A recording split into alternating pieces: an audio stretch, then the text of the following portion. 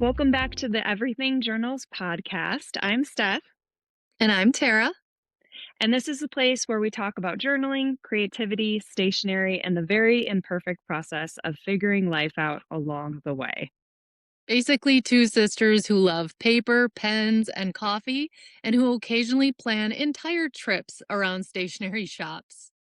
And that's exactly what we talked about in our last episode. I had gone on a couple of my paper route trips, those little adventures where we intentionally go searching for stationery shops, bookstores, and cozy cafes to journal in. And we shared stories from my portion of the trip, which was in Nashville, our sister trip in New Orleans, and all the unexpected inspiration that comes from exploring creative spaces. And it really reminded me how much creative energy comes from getting out into the world. I work from home and I can really tend to become kind of a hermit looking for inspiration online or, on social media, but getting out to these stores and just seeing different ideas from maybe different modalities, painting, clay, whatever, is really fun and inspirational. And it just kind of gave me a jolt of energy and excitement to get home and try some new things. And at the end of the episode, we teased something that we've been dreaming about for a while. Yes, we have a big stationery adventure planned. We are both going to Japan. So today we want to talk about that trip, what we hope to explore, and how it ties into where we both are in life right now creatively. And like Steph just mentioned, how do we kind of re-spark some of that creative flow with what Japan has to offer with their epic stationery? Yes. And since I went in January of 2025, I'm going to start by asking you a couple questions, Tara, Okay. because this will be your first time. And for me, a week was just absolutely not long enough. It was kind of an appetizer into seeing a few of the different cities. So it was Tokyo, Kyoto, and Osaka.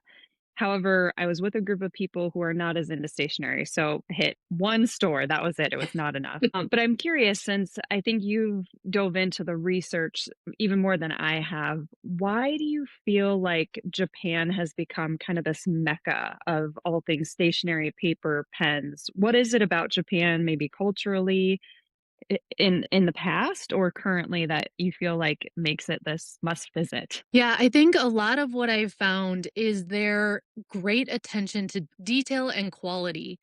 I find that a lot of their products, although they are cute, they focus more on the functionality of the products, ensuring that you're going to get a long term use out of what you purchase. And so, even though sometimes you'll find that those products might cost a little bit more, they last a lot longer as well.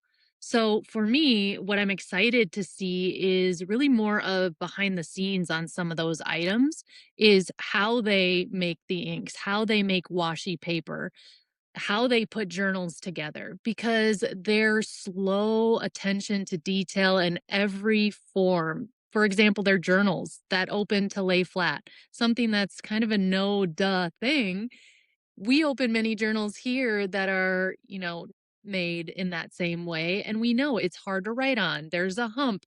So the fact that they went through the effort to figure out how to do that so that every page is just as easy to write on as the next, to me is just so fascinating and impressive that going to the source and seeing how they make it and holding those products right there is it's just an exciting thing for me. And kind of what you said in the intro is how do we spark some of that creativity again? And I just think it's going to be such a great way to do that by being immersed in that. Absolutely. And just I think you often don't know what's out there. Like I follow junk journal and travelers notebooks on Reddit, and I see pictures of these insane things. It was one thing recently I saw was a stapeless stapler, and it essentially bends the paper so it doesn't staple. And maybe that's commonplace out there and I'm just living under a rock, but I would never even think to like search for that. So what's really cool when you go to the stores is you're exposed to all these things you'd never otherwise come across, or the algorithm might not feed you, and then it opens up a world of opportunity from there. It's so true. And pause a second. Hold on. No, you've been holding out on me. All right, I'm back. I had to dive into my husband's Toyo toolbox. Okay. But you were just talking about the stapleless stapler. No way. And, this is by Kikuyo, which is a Mhm. brand I think you like a lot.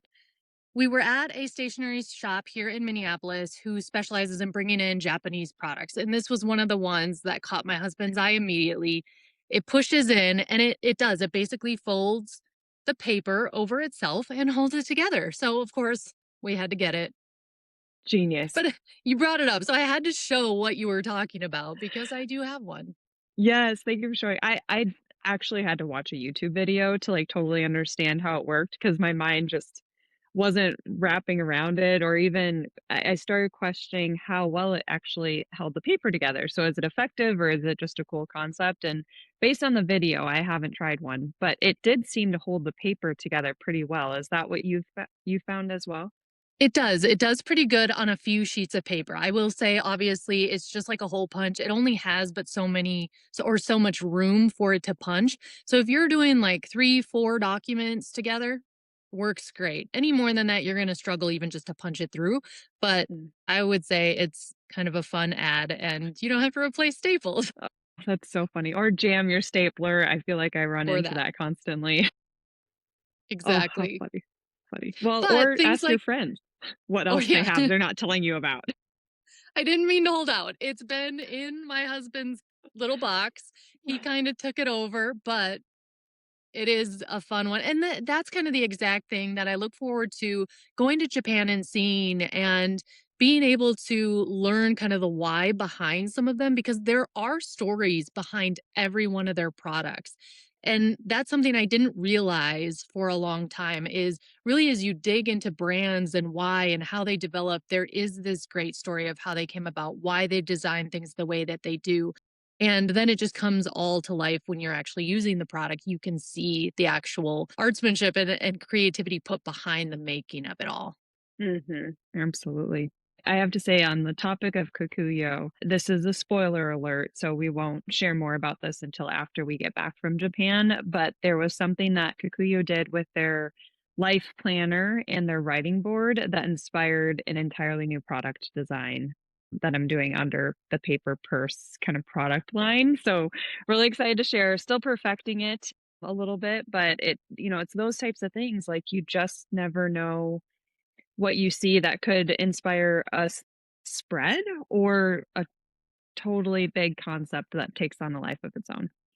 Absolutely. So, from your perspective, are there any specific stores or brands in particular that you're really excited to see more of? Okay, so there are definitely a lot of stores that I'm excited to go to. I think the main issue is going to be time for us, right? So I have this elaborate itinerary of different places that I hope to visit. But we'll kind of take it as it comes and see where we get to. But I'll talk about a few of them. And my apologies ahead of time if I am saying any of the store names wrong, because I probably will. But one of the ones, and I think you visited this one, it's Itoya. Mhm. And isn't that the multi story? Yeah, it was, I believe, 10 floors, 9 to 10 floors of pens, paper, goods, I mean, everything you can imagine, and I had maybe 20 minutes in that store, so it was not adequate. No, I can see us spending a long time there. And our poor traveling companions, they're probably going to be bored out of their mind, but I don't even care. We're gonna visit every story within that store.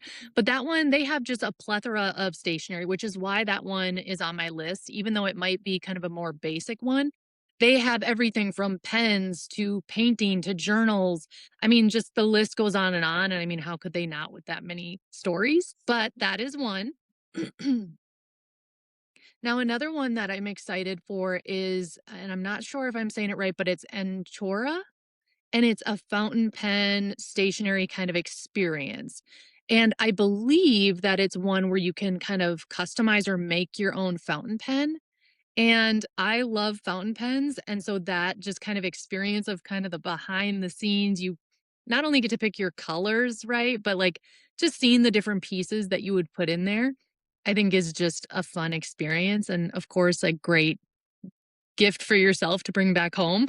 So I'm excited Mhm. about that one. I'm excited for that one too. I didn't I know we've been kind of planning it together, but I haven't dove into details of what's at each store. I'm excited to make one as well. I think the amount we're gonna learn from that, just getting a glimpse when I visited that one store in Scottsdale, there was a gentleman there who made his own fountain pens. It was called Reese's Pieces. Cute name, by the way. It's His name is cute. Reese. Talked about the different components, and it's not just what the external of the pen is made of, but there's obviously the nib quality, the I don't know if it's converter, cartridge. I mean, there was Mhm. just so much to it that part of me was always fearful of trying to make a pen because I didn't know how far you personally have to go to like create it. Like do you design the nib? Do you have to figure that out? And then how do you work with metal and all that kind of stuff? But it seems like essentially the beauty it is that you get to pick all of these different little components and Yeah. customize it to be what feels really good to you. Absolutely. And I believe they have tester ones too. So if you don't know what kind of nib you want or something like that, you can test them out and then make your determination after. That one's going to be fun. And I love a hands on experience. So that's one of a few that I think we'll do. Another one that is more hands on is Kakimori, I believe it is. But that's one where I sent you showing that we can make like a custom journal or notebook of Mm. sorts. So that will be fun as well. Kind of that hands on, see the different aspects to it, see how they help you put it together. So I thought that one would be fun to visit. Yes, I'm really excited about that one is, since I'm all into making journals, the paper part is what really catches my attention because I think we're going to run across unique paper. I've dipped my toe into that world a little bit. There's Bitter Melon Bindery. She brings in small packets for bookbinding that you can order, and it has some of the end papers and then different design or decorative papers that are just like out of this world beautiful, but the texture and everything is so unique that I'm just excited to be exposed to more of it than what I think you can find in a lot of your typical stores around here in the States. Yeah, I think that's true. More of the hands on. I don't really get that a lot here at ours. Now, there are some different pop up ones that happen, but it's hard then to make it if it's in a different state. But that's all those. And there are more on that list, but we could provide a full list. I won't bore with all the details, but that was in Tokyo. But then we're also going to Kyoto, right? Mhm. Okay, so there were a couple in Kyoto that I'm excited for. And you know that I'm a big Hobonichi lover. I use the Hobonichi Weeks and the Hobonichi Techo Day Free A6 size. So there is a store in Kyoto. It's called Tobichi, I believe is how you say it. And they are supposed to, based off what I see online, have a large line of Hobonichi items. Not that I need any more in my life, but there is a larger variety of products that they make that we can't get all here in the US. Similar to that journal pouch, the drawer pouch that I ordered for you and then I copied and got myself a different color. Those I had to get from the Hobonichi website and then you have to pay extra. Yes, it's the tweed, beautiful. I'll just show how this It's the is. The drawer pouch is like a perfect name for it. I mean, it holds so much, it and I really love it. does. And that's the large size. But obviously, I had to pay more to get it here because you have to pay more in customs and things like that. So, to be able to look at more of their product line in person, and yes, I understand that I'm paying a lot to go there. So, it's probably the same thing. But to be able to hold it in your hand and know that you truly like it before ordering it and bringing it home, I just thought would be a cool, fun experience. And then getting some of those reusable products there in Japan, because I am very sentimental, probably more Mhm. so than I should be. And so to have something that's special like that, that I use in my stationery collection all the time, I think will be cool. So that's one of them. Awesome. Another one that I think you booked for us is a washi experience, Mhm. right? So Yes. tell more of the details on that because I haven't fully read about it.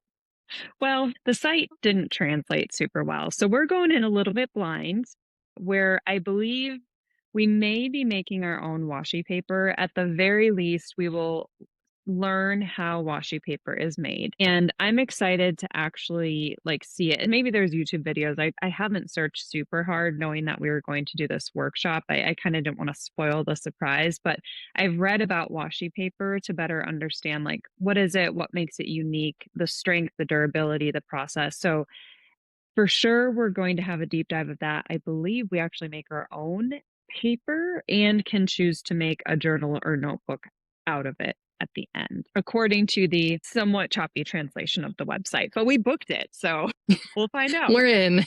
We're doing it regardless. And I think that'll be fun actually having some of it be a surprise.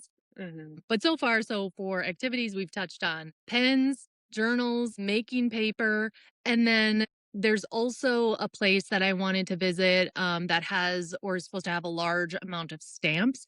It's, I believe, Tamaru Info, and I probably said that one totally wrong. But, we're trying to cover our basis on all of them. And I think it's fun to visit stores that specialize in certain things because I feel like we'll get more background and education. And also, this one you're supposed to, I can't remember if it's a machine that helps you create a custom stamp or if they help you. All my research is blurring together at this point. But again, an opportunity to make something custom specific to us. And again, a journaling item, having that custom stamp, which I love stamps, but I'm probably just old school like that. So I thought that would be another fun one, and that's in Kyoto as well. Yeah, I'm excited for that one. I for some reason, making stamps is just not something my brain can wrap itself around, so I'm excited to see, and what I think is really fun about where we're going is it's not just about the shopping itself, like, obviously love to shop, but it's the experience and the learning that comes along with doing some of these, workshops and excursions that we're doing, and I'm with you, like, any pen journal we get when we're on our paper route tours or, different family trips and things, it just means so much because whenever I pull that item out, I remember that trip and it helps keep Yes. the memories of that trip fresh in my mind. And it might also be just something unique that I got it because it was unique to find there and not something I would find at home. The next level of like sentiment for me too is actually like having a hand in making it. Now, I'm a little worried I may not love what I make sometimes, especially if we're like drawing our own stamps. I don't know how that's going to go, but there's still the love of being part of that creative process. Perfect in the imperfect, right? Or beauty Mhm. in the imperfect. What is, anyways, we will learn to find the beauty in it. Mhm. But no, I think you're right. Just having a hand in it and learning more behind the scenes. And you definitely are more of like a creator of your actual product. So I think you're going to come out of it with so many ideas of like what to create all on your own. Me, I'm going to be like buying up all of their already created ideas. I've already told my husband he gets a little carry on and then a bigger suitcase that's going to be empty. And his carry on can go inside the other. Thankfully, he's a simple and happy to oblige in that sense. But Well, just remember we have a lot of trains, so I did try to book yeah. just a little hack for anybody who hasn't been to Japan. When you book the bullet train, you can typically elect seats for additional storage, and basically it means you're at the end of the cart and you can the train cart and you can put your suitcases behind you, but otherwise it's kinda like an airplane where you have a, like, even larger than a carry-on, like a regular size suitcase, you're fine. When we went in January of last year, it was a 30-day trip, and it was after we had already been a bunch of places, and it was us and another couple, and each of us had, I think, like, 4 or 5 suitcases. Like, it was bad. It was How really did you bad. get through? Oh, a lot of Tetris, Lego Mm, style things in the taxis. The train was actually the easiest because when you get that extra storage, there's actually a ton there, so that wasn't too bad. But that trip made me want to become a minimalist. mm. I struggle to actually embrace that, but I'm hoping what we take there, I can embrace minimalism to leave space to, be able to buy things and bring them back without hassle. Oh, two opposites attract. As you can see behind my head, like minimalism is not my go-to. But I respect it. I do. I aspire to be, but I get so caught up in the cute and the wanting to try everything. Mhm. But no, I'm looking forward to it. And really I'm just along for the ride. I'm like that person you never want to travel with because I'm like, yeah, Steph, let's go to Japan. And then crickets because I know you're going to know the ins and outs, plan it to a T. It's going to be perfect. And I'm all, I got my bags and I'm good to go. So my apologies for that, but I'm excited. You found the specific stores, which is the research I struggle with a bit because, I think you do a really good job searching. You know how to, like, search on socials, and you find the cool videos of places. I mean, you find places in my home city that I don't even know about. It's really sad. So, we're leveraging your strengths where your strengths lie and where mine lie.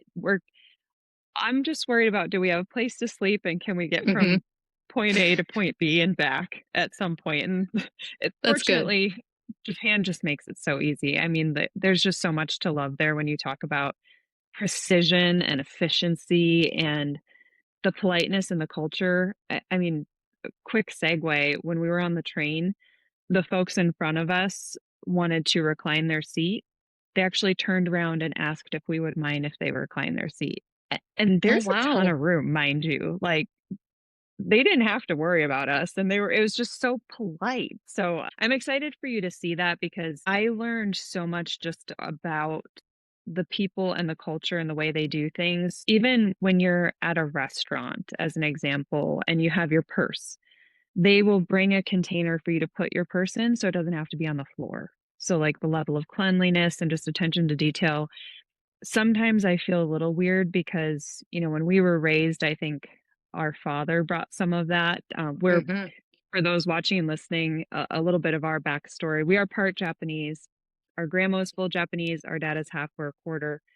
Our grandma passed away before we were born, so we don't know a lot about the culture or even about our family, and that's part of why personally Japan has always been so important to us to be able to see. And for me, I'm curious about your experience with this, but it just, I don't know, I felt like I was a little bit less weird.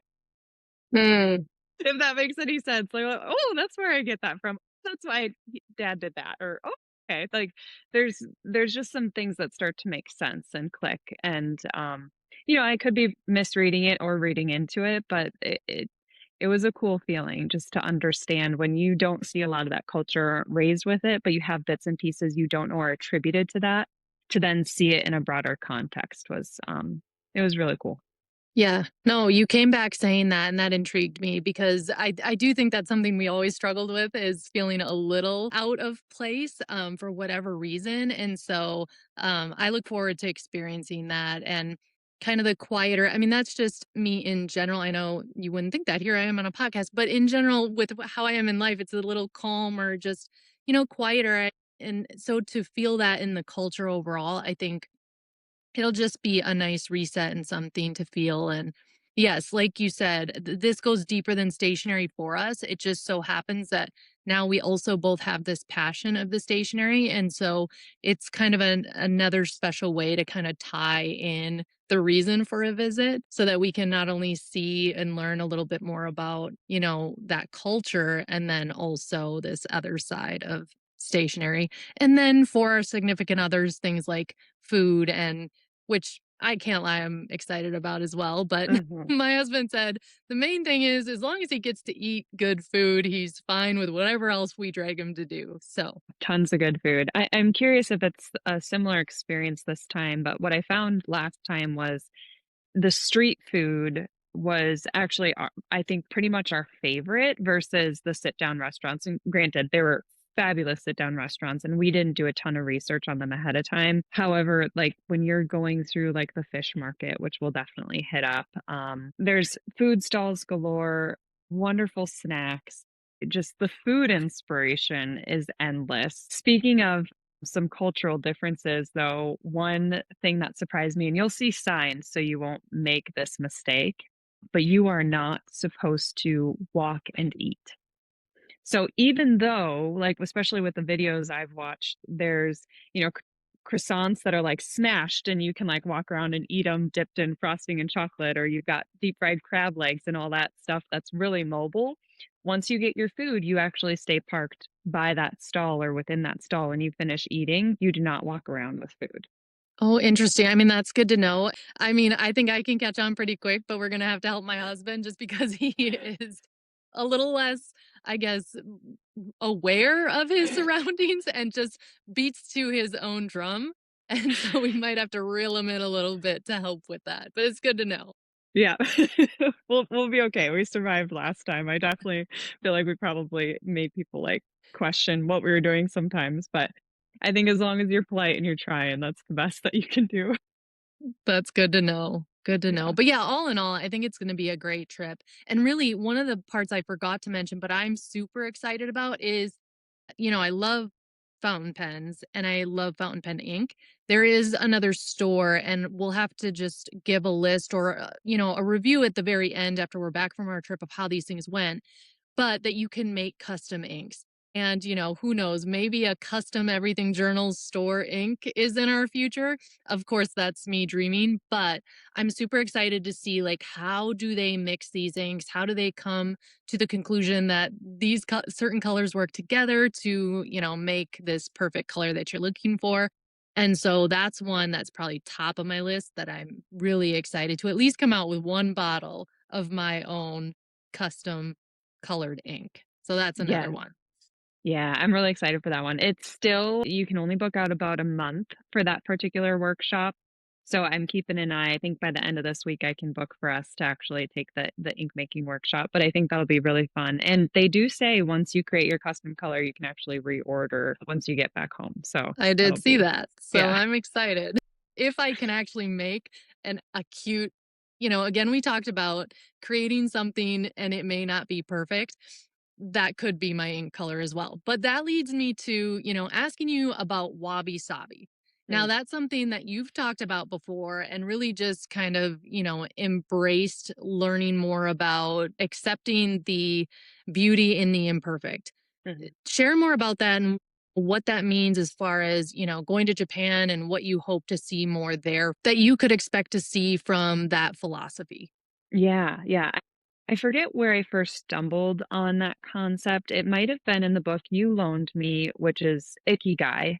I might be saying that wrong, where there were different philosophies and concepts included as you think about what is that unique part of you, the unique thing that you do and bring to the world. And it's essentially, the concept of something that you want to. Like, it's not just what you do for a job to as a means to an end, it's truly something that's a part of what you wanna bring to the world and continue to do, and that's kind of I'm butchering the philosophy, but that then went into, discussing the people who make things with their hands and some of the different ways that folks do it. So, there was a story about, I think it was actually Steve Jobs had fallen in love with this pottery maker in Kyoto, and he just made wonderful pottery that were all unique in their own way because they had these slight quote unquote imperfections. And, if you're making anything by hand, it's not going to be perfect. Working with the purses, I would say even when it's manufactured, it's not perfect. It's just hidden pretty darn well. And if you look too close, you'll see that nothing is congruent. But that aside, I found comfort in that concept because I do tend to be a perfectionist. I mean, you know me in school, I would drive our mom crazy because I would have to redo every school project 2 or 3 times because the first version wasn't perfect enough. I mean, it was just a little bit crazy. And so it gave me this freedom in realizing that, hey, the imperfection can actually be part of the beauty and part of the uniqueness. And I really started to lean into it making journals because I would then challenge myself if I quote unquote messed up, how could I still find a way to make it work? And it wasn't just like giving up or saying, I'm going to run forward with a product that's less than. It changed my perspective to say, hey, we're going to try to think outside the box. And it led to some really cool changes in the way I made things or the way things came out by not just throwing it away because I felt like I made a mistake, but figuring out how to work with that mistake. The one concept you'll hear, I think, most about when people talk about wabi sabi, and I'm forgetting exactly what this pottery and the method is called, but it can be with pottery, it can be with dishes, really anything. If like a cup, for example, gets a crack, there's a method where that crack is filled in with gold. And now that imperfection becomes part of the beauty and accentuates the beauty of that cup. So it's in that way where I've just loved that different perspective of like instead of trying to hide a scar, it's actually recognizing the beauty in it and just embracing it, and sometimes you might even accentuate it. Yeah, no, and I love that too. And I think that goes deep for both of us in our journeys of, trying to mend past wounds and different things like that. And that's why a lot of these philosophies, I think, speak deeply to us.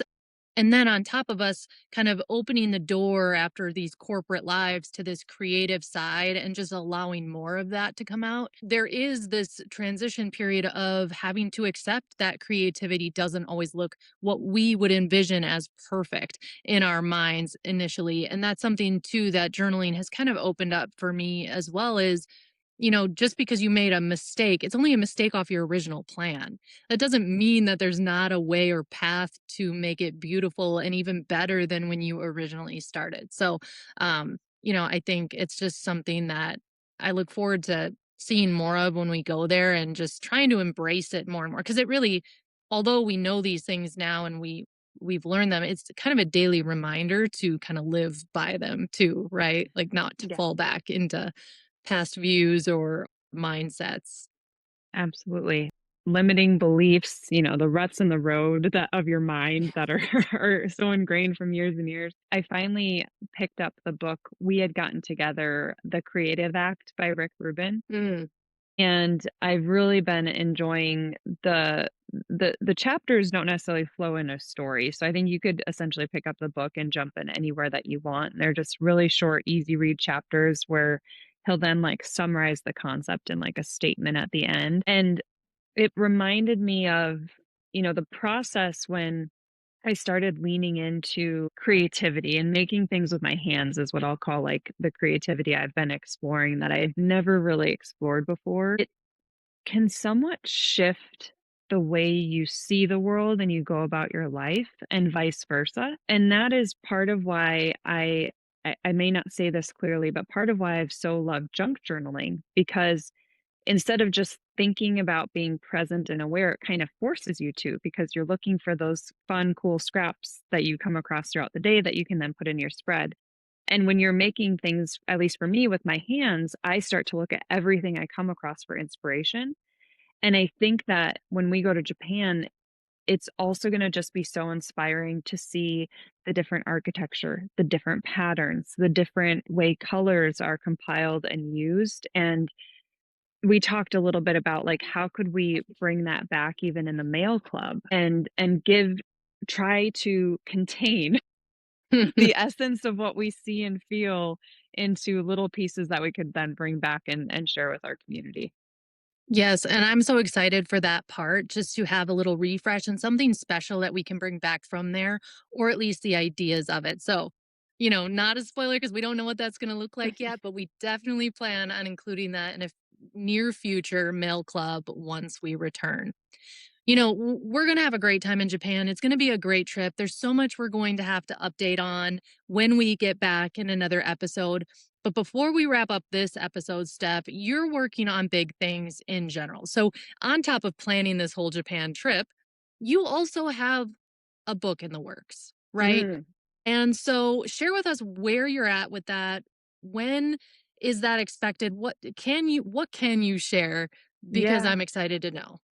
Oh, well, thank you for bringing that up. I did not expect to do a a shout out for the book, so thank you. I've been quietly working away at it. The manuscript is final, and it's getting put into formatting where I believe release will be probably June or July this year. So in just a few months, cover design is done. I'm so excited about it. But really what the book is about and I wanted to do it while it was somewhat fresh because it's so easy to forget the nuance of times of transformation. And what I mean by that is having this pivot point that I think we both found ourselves in of what we've been doing the whole time is not what we want to do in the future necessarily. It's kind of, some people I think could call it a midlife crisis. Some people could call it burnout. It could be variations of five things on top of each other. In my case, I think there's a little bit of never really truly knowing myself. And part of that going back to the way we were raised. And so you hit this wall of like, okay, I know what I'm doing is not what I want to be doing. But what a lot of times I think people don't talk about is the fact that, like, one door closes, another one opens. It's not simultaneous. You're gonna be in this hallway for a minute, and you might not have an answer even from yourself of what do we want that next door to be? What do we want that next step to look like?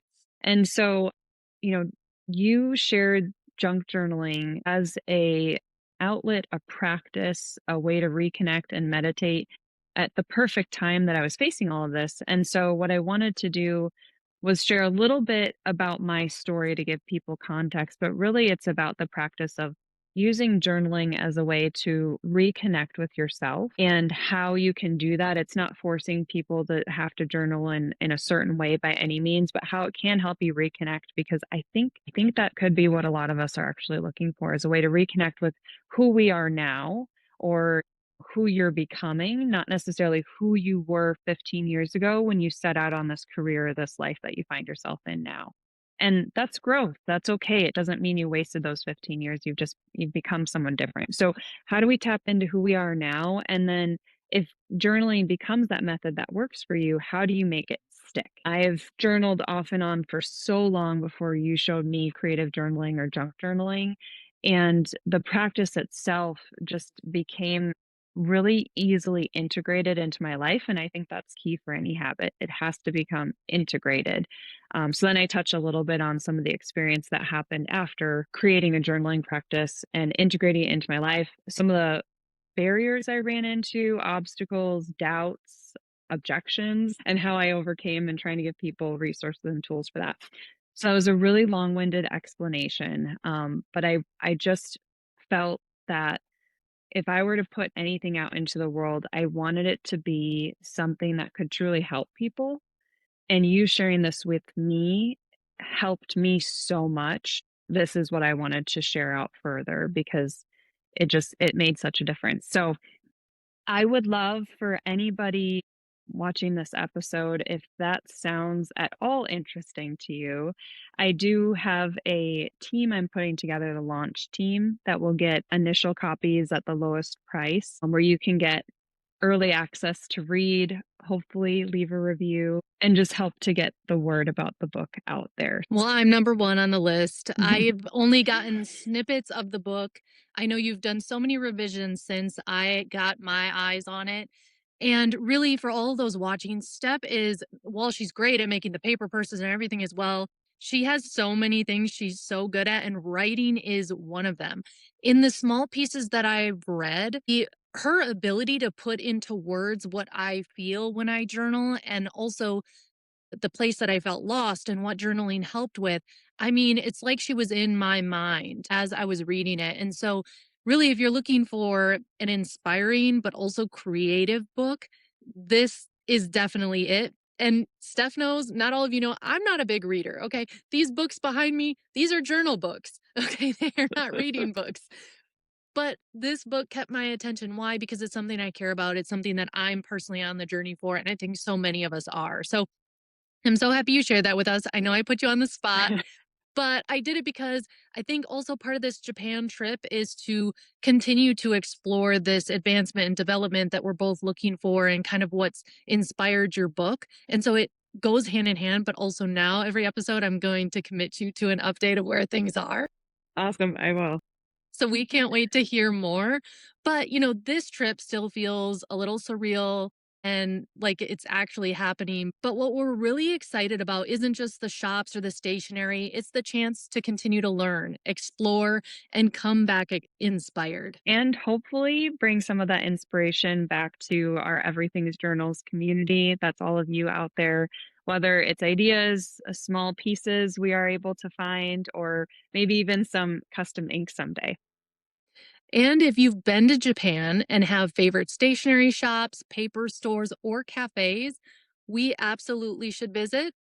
Please send them our way because we're definitely building out our paper route. We don't have everything finalized, and we're leaving lots of space because there are so many alleys, layers, and levels to Japan. I've warned Tara about this. Do not schedule out your day back to back because you're going to want to be able to just beeline it for something random you see, so leaving lots of time, but would love to hear your suggestions. I think it's just there's just so many, and we know we won't be able to see everything, but if you've got some must-dos, we'd love to hear from you. We'll see you in the next episode, which will take place after we get back from Japan, and we will have tons of videos and stories, I'm sure, to share with you about what we experienced, where we went, what we loved, maybe what we didn't love, so you know if you're going to be ending up back there.